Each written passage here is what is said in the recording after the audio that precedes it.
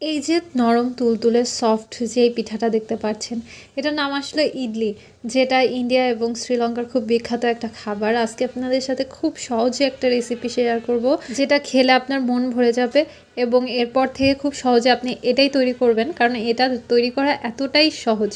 আমি প্রথমে সুজি এবং চালের আটা সব একসাথে মিক্সড করে নিয়েছি, সুজির পরিমাণটাই বেশি ছিল। তার ভিতর দিয়েছি টক দই, দিয়ে এটা আমি রেস্টে রেখে দেবো 15 থেকে 20 মিনিটের জন্য।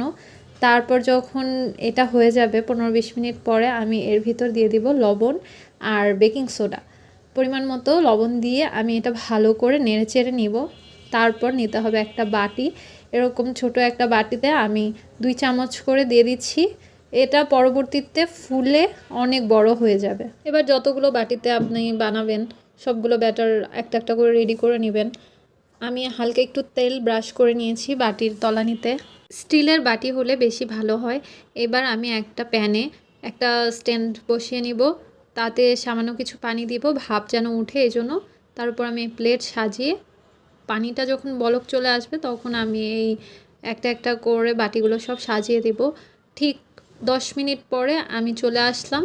এটা আগে পরে হতে পারে, 10-15 মিনিটের মধ্যে হয়ে যাবে, বেশি সময় লাগে না।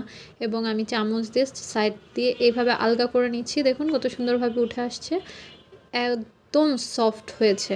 এভাবে একটা একটা করে ইডলি আপনারা তৈরি করে নেবেন। এটা খেতে এত দারুণ এবং ভিতরে একদম সফট এবং তুলতুলে। আপনারা চাইলে এটা চাটনি দিয়ে খেতে পারেন, তরকারি সহযোগে খেতে পারেন। অবশ্যই বাসায় ট্রাই করবেন, এটা আমার পার্সোনাল রিকমেন্ড থাকবে। আজ এ পর্যন্তই, আল্লাহ হাফেজ।